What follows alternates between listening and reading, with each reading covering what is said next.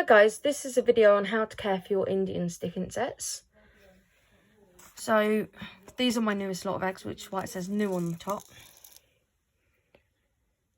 These are what the eggs look like when you get them.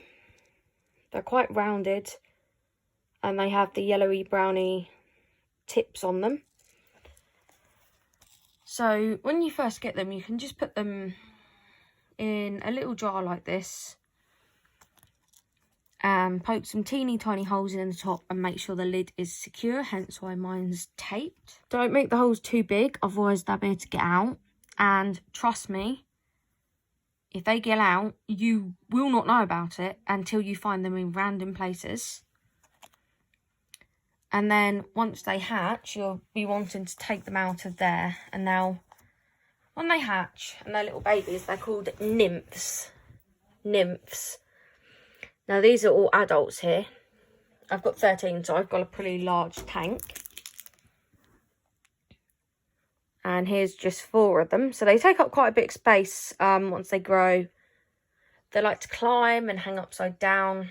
They also like to hide along the bottom. What you want to do when they're babies, once they've hatched, is they've got sticky feet. So you want to just scoop your hand out up under them and pick them up. And now this is quite hard to do with adults.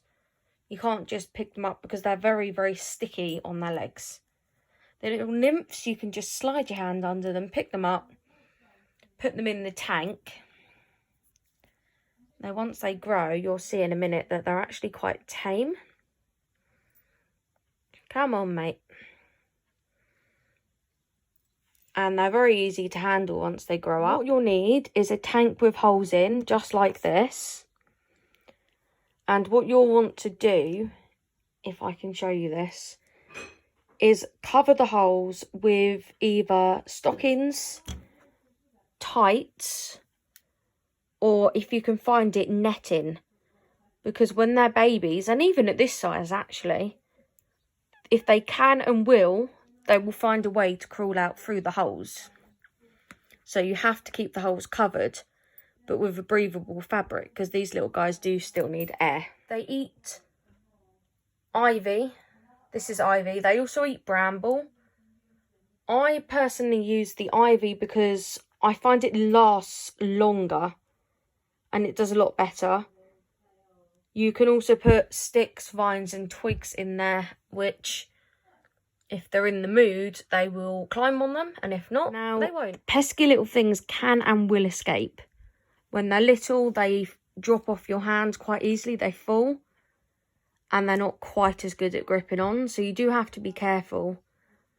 Once they grow up, they do become quite tame, easy to hold, and also once they're grown, and you try to put them back in the tank, they will actually decide that, no, it's playtime and wake up time. On the outside, on the bits where the lids are, in these bits, which you have to be careful of when you shut it. Now, if you can't afford a tank, you probably would be okay to put them in a plastic 2-litre bottle. Same sort of things apply. You'd have to poke some holes and then cover it.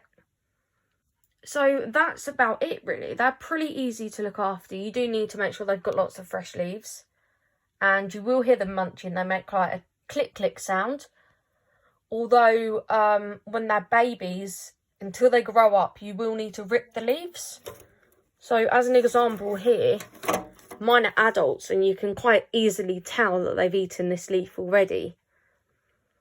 But when they're babies, you'll just have to kind of tear the leaves up to make it easier for them to get into. I think the only other thing I need to mention is please don't leave any little things of water in there. They get all the nutrients and water that they need from their leaves. And if you put little like bottle lids of water in, they could potentially fall into it and drown. If you are worried that they're not getting enough liquid, just get yourself a spray bottle. Your best bet is to buy a clean one. Don't use like a cleaning fluid one, because you might end up like infecting them or whatever with cleaning liquid. And then you just spray the water straight onto the leaves, ideally not onto the stick insets. and they'll be happy as anything. Don't worry if some of your nymphs die or some of the eggs don't hatch. The eggs can take anywhere from a few kind of months right up to a year to hatch. They're not all 100% hatch rate. They won't all hatch. And they will die. Don't panic. It's normal and it's nature. They're unlikely to just randomly drop dead and die. It's mostly when they're young and they're little nymphs that they die. It's nature. No need to panic. No need to get upset. You know, that's why I'm sending you guys plenty of eggs. Or those of you that have requested the eggs anyway. And if you see the red here on the inside of their legs, that means they're fully grown. Once it's bright red like that, it does come up light red to begin with. Also, this one and some of my others do have quite a flexible tail. Not entirely sure why that is. But nothing to panic about again. Also, once they're fully grown, they will start hatching. Now, down here, you can only see the poo. It's kind of long. The eggs are quite easy to tell apart from the poo. They're rounded. I've already shown you, I know. And they've got the little dots on the end. So they're quite easy to tell apart from it. So I think that's all I need to mention. Don't worry about any deaths. Don't worry if they haven't hatched after a couple of months. And really, I guess the only other thing is I put kitchen roll on the bottom of my tank for them. Look after, enjoy, and I guess just be careful when you put the lid on. And perhaps have someone help you, because there will be some great escape artists. And if you handle them, especially to begin with, you'll want to hold them like this over a surface, because if they drop off, they could go from here to up the wall in just a few seconds. So yeah, enjoy your stick insets if you have any. And this is just for Indian stick insets. So please don't take my advice if you have others, because obviously I don't want to be responsible for killing them. But that's just an example of that little guy hanging upside down.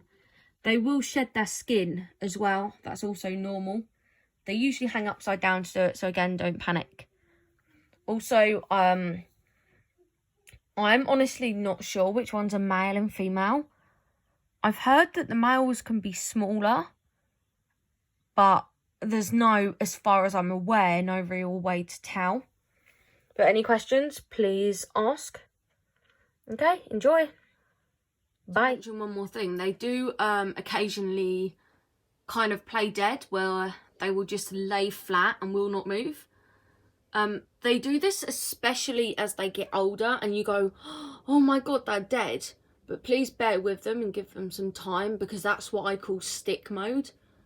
Usually, if they're dead, they will be kind of curled up, shriveled up, legs sprawled out on the bottom of the tank. So just because they're laid flat and not moving or not waking up and being quite lazy doesn't necessarily mean they're dead. So always give them a chance.